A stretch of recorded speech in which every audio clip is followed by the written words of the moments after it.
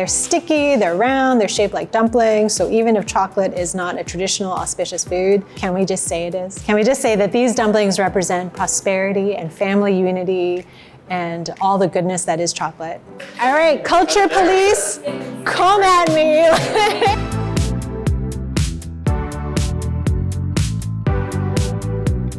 I'm Genevieve Ko, Senior Editor and Columnist at NYT Cooking. Welcome to Dumpling Week. It's our first ever Dumpling Week to celebrate the Lunar New Year with dumplings. I'm making chocolate sesame dumplings, and these have a sweet mochi wrapper encasing a molten chocolate filling. It's almost like a truffle. These dumplings were actually inspired by dumplings that my kids loved when they were little, and so this is a grown-up version for them now that they're a bit older. Thinking about the memories from Lunar New Year, not just from my childhood, but from my kids' childhoods,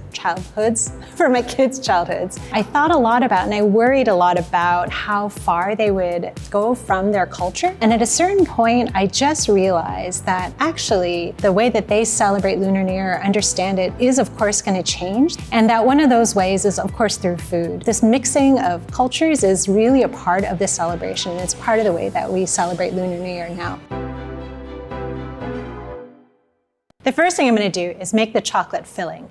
These are basically like really easy chocolate truffles. So you can see here, I'm just going to break up this chocolate bar into pieces. I don't even bother with chopping. Or you can use chocolate chips, or you can do a mix.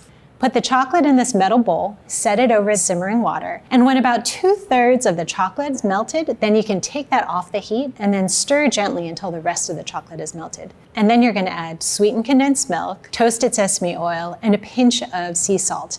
That's going to give it a really great sweet salty balance. And you're going to stir really gently until it's smooth again. You don't want to stir too vigorously because that's going to cause the chocolate to break. You just want to stir it really gently. And the sweetened condensed milk here gives the chocolate a really lovely creaminess and flavor, but it also helps it stay really stable. So you don't even have to chill it at this point. All you have to do is scoop it into little balls. They don't have to be perfect balls, but you do want them to be about the same size. So you want 16 balls of chocolate. I find a melon baller is really great for this, or you can just pinch off pieces with your hands and roll them into balls. If your kitchen is cold enough, you can just leave it all at room temperature. Otherwise, pop them in the fridge so that they stay stiff. Once that chocolate filling is done, we can go ahead and make the dough. If you have a scale, you definitely want to use that scale to measure flour here because glutinous rice flour is really fine and very light. I'm going to bring 1/2 cup of water to a boil in a small saucepan. And as soon as it comes to a boil, I'm turning off the heat and I'm stirring in more toasted sesame oil. This is going to both flavor the dough and actually keep it really tender. Start stirring this just boiled water right into the flour. Keep stirring and stirring and stirring until this mixture forms these little bits that look like a mixture of pebbles and gravel and sand. Chopsticks really work best for this, but you can also use a fork. Once I'm at this point, I'm gonna see if it's cool enough now for me to handle, and it is. It's nice and warm. If anything, oh my God, it feels really nice. It's almost like a bath. Gather this dough, all these pebbles, and just squeeze them together and form it into a ball. I'm gonna let it rest for 5 to 10 minutes, just so that it can come to room temperature, and also this is gonna give the dough a chance to absorb the water that was added. And this water, because it was almost boiling, it actually pre-cooked the flour a bit, which is exactly what we want.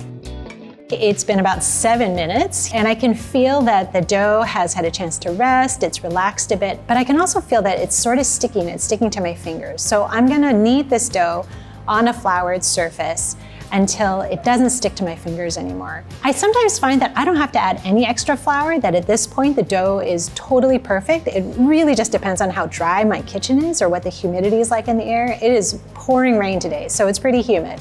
So I'm just gonna knead flour into this dough. So it should almost feel a little sticky but not actually stick to my fingers. I don't actually want any flour to be sitting on the surface. So as long as it keeps getting absorbed into the dough, I'm just gonna keep adding more. And the dough is now so smooth and it really feels like Play-Doh. It's so soft, it's so tacky, it's ready to go.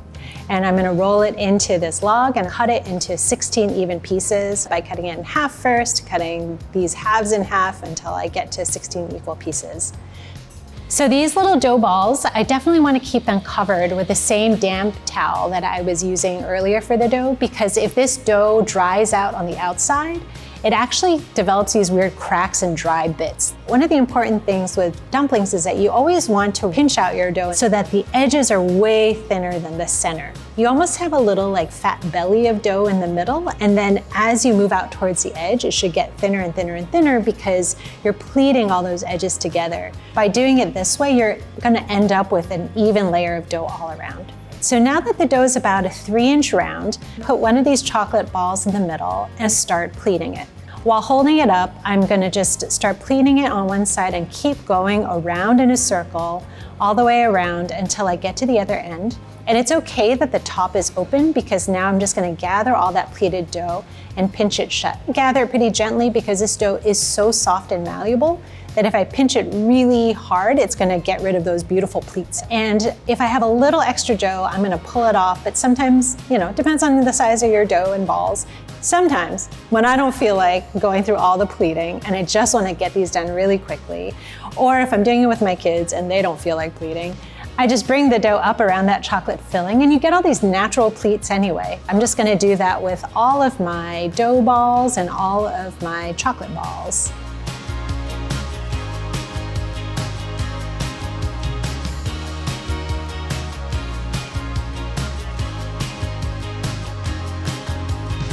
I'm setting up with a wok and with bamboo steamers, but you can actually use any steamer you have if you just have an insert, as long as you have a flat bottom that you can line with either parchment paper or a silicone mat like this one that's perforated. Putting 8 on each level because 8 is a really lucky, auspicious number for the Lunar New Year, or all the time. I don't actually want the water boiling super hard. I don't want these to cook too quickly.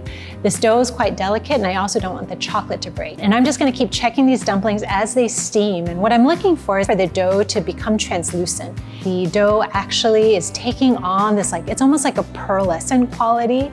I don't want them to go too long because then they'll become totally translucent and collapse. These are ready.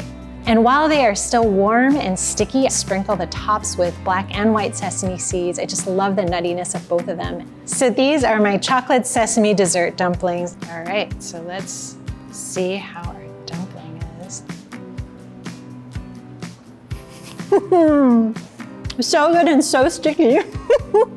Making homemade dumpling wrappers might feel like a project, and it is, but using glutinous rice flour, like having this be the entry point, is so great because it's so forgiving. It's wonderful, it's malleable. Once you get past that sticky stage, it feels like a hug. Like if dough can feel like a hug, it 100% does because it's so soft, or it's like sinking into a couch. All right, thanks so much for joining me for making chocolate sesame dumplings. We are going to have this recipe and all of our Dumpling Week recipes on nytcooking.com. Sunlin Philo. Yay, they work. Woohoo! Steamers are great. If you don't have a bamboo steamer, you should get a bamboo steamer.